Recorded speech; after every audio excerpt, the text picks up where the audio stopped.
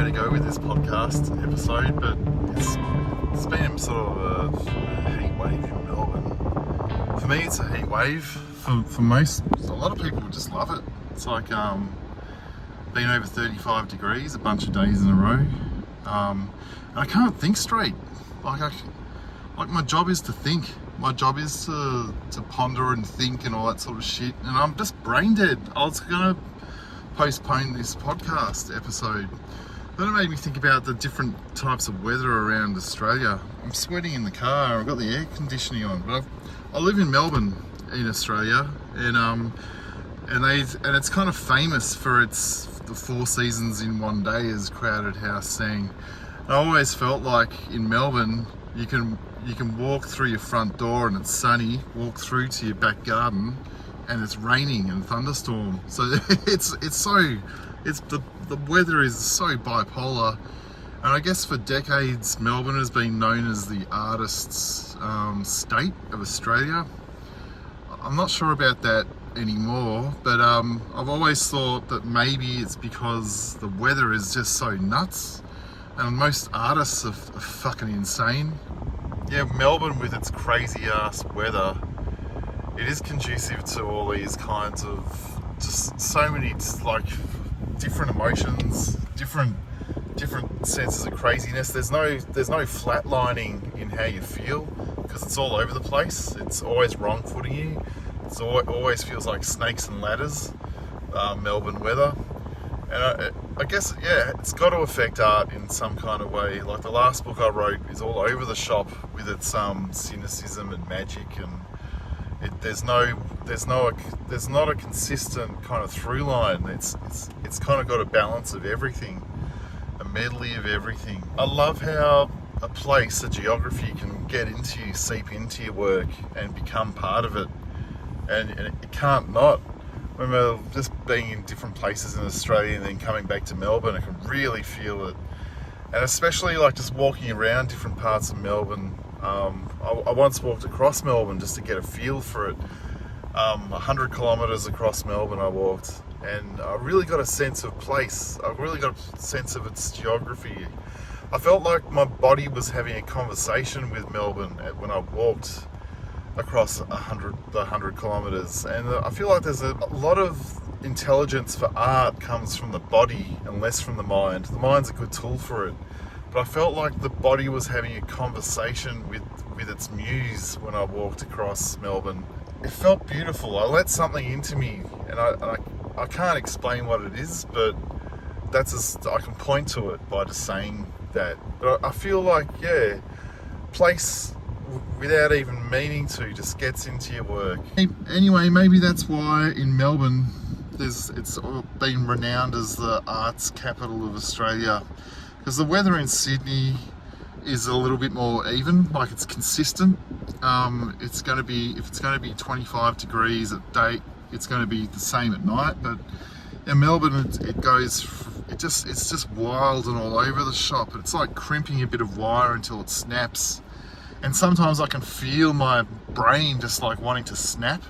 Not in an aggressive or weird or fucked up kind of way, but just in I give up, I'm dead, I can't do anything.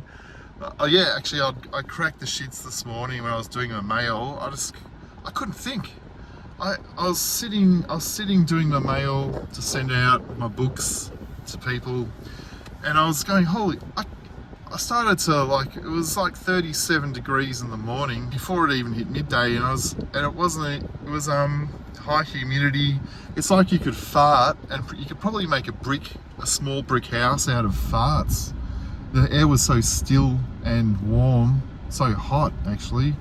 Yeah, you could make a warm brick house out of your own farts. That's how still and hot the air was this morning.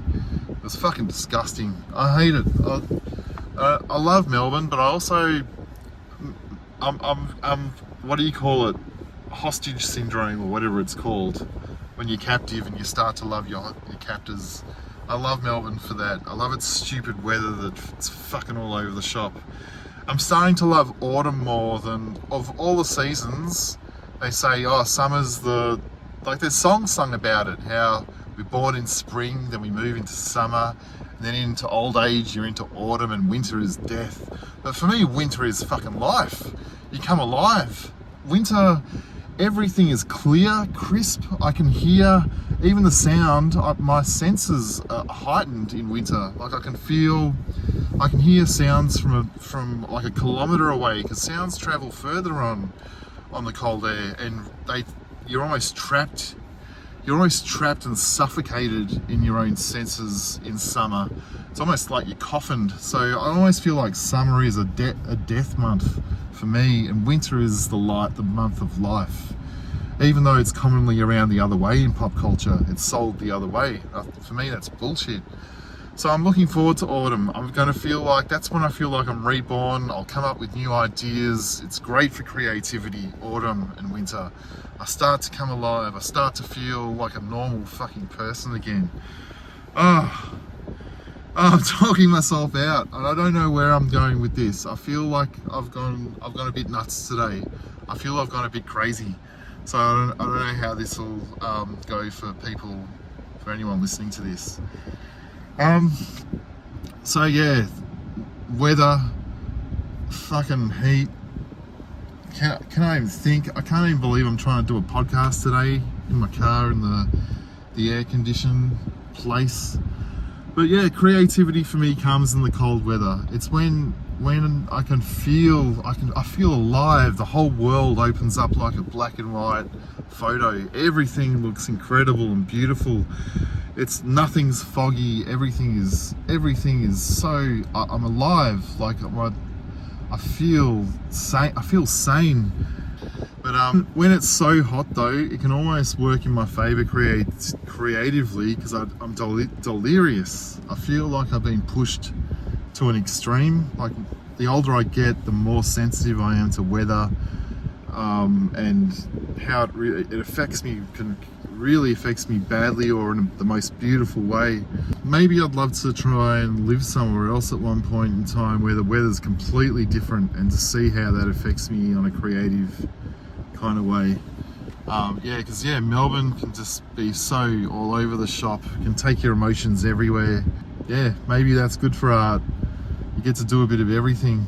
I always feel like I don't think I could live in a permanently warm climate. I'd go insane. There's too much Irish in me.